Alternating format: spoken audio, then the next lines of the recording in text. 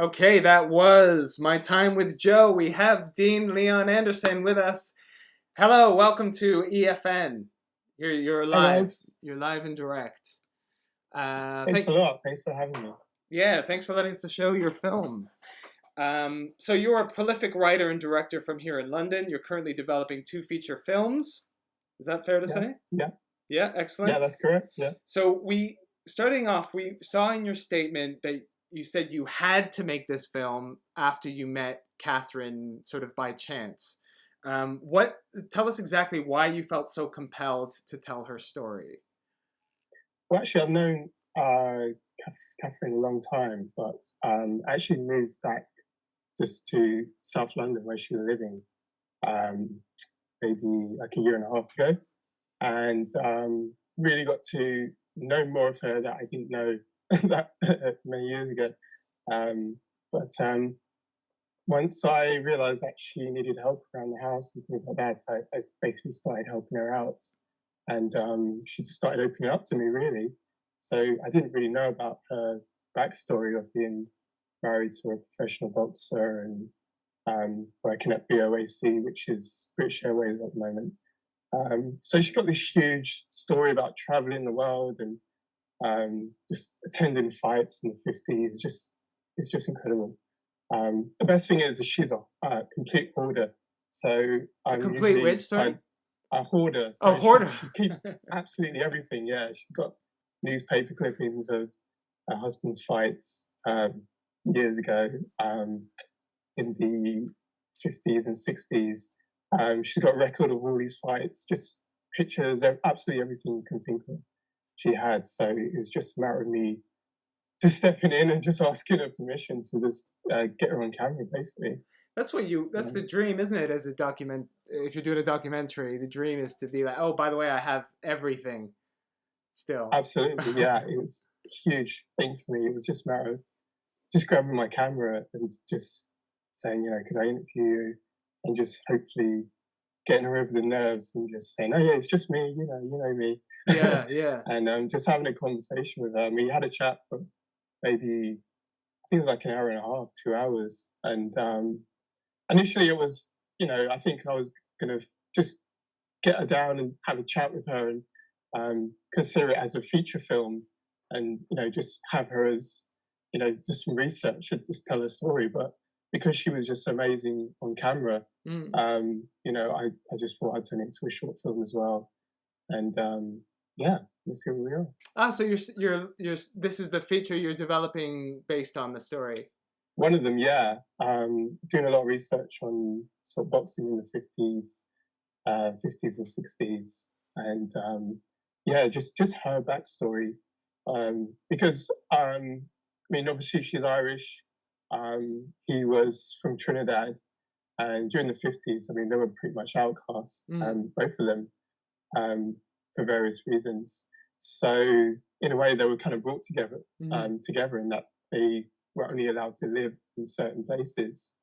Because there was that whole stereotype of Irish being drunks, and landlords just wouldn't accept them in there. There wasn't many black people in the UK in the 1950s, so yeah, they were very much brought together and supporting each other. And yeah, that story really stood out to me. That's very interesting because obviously I guess the diaspora came a bit later than probably just after that period. Then I guess. So yeah, that's very interesting. Those little pockets of history before when things weren't the way that we know them now. It's very interesting. I'm gonna bring up Arafili for some questions. So come on up, Arafili. I like how we like to make it a big deal every time she comes on. Yeah. I'm up again. No big deal. No class. No. How are you? Good. How are you? I'm good. It's amazing that you are gonna develop this 3-minute amazing film to a feature film. I mean, you didn't go from 16 minutes to a feature film. You went from 3 minutes to a feature film. But yeah, I think it's a wonderful story and it cries for, for a little bit more space, I guess. Yeah, well yeah, I'm really looking forward to it. I don't think it will be my first feature because it's so huge, in terms of being doing a period film, and I want to shoot Joe's backstory in Trinidad as well as the UK, and maybe some in Ireland, where her family's from. So I imagine it being quite a big film. So we'll see how we get on. Maybe my second or third feature film, but we're still looking something I forward have in to the pocket. that. What's that, sorry? We're looking forward to that in any case. Oh, thank you. Thank you. I just want to ask you, this film deals with a very difficult part of history, let's say, in Britain, but you managed to present it in a very light-hearted way, and it has an optimism at the same time. Do you think that's a good way to address difficult issues, difficult subject matters in general? Yeah, I mean, this film was quite different for me in that, I've never done documentary before. I'm quite narrative heavy, and I always focus on quite dark dramas as well. So it was just a chance to just tell something quite light, and just tell really just a love story, because the way Kathy speaks about him to this day, she still does. She still has all these stories every time I see her, pretty much. You can tell that she's very much, still in love with him. And, in a way, it was a chance to show that history to other people, but also a film for her and for her son and for her grandkids and things like that. So, yeah, that's why I really focused on the love story rather than going all into the prejudice and the racism that happened during that period. Sorry, has that retroactively influenced the way you look at your more dramatic work? So you said you do some more dark dramatic stuff. Has this kind of project made you sort of revisit that?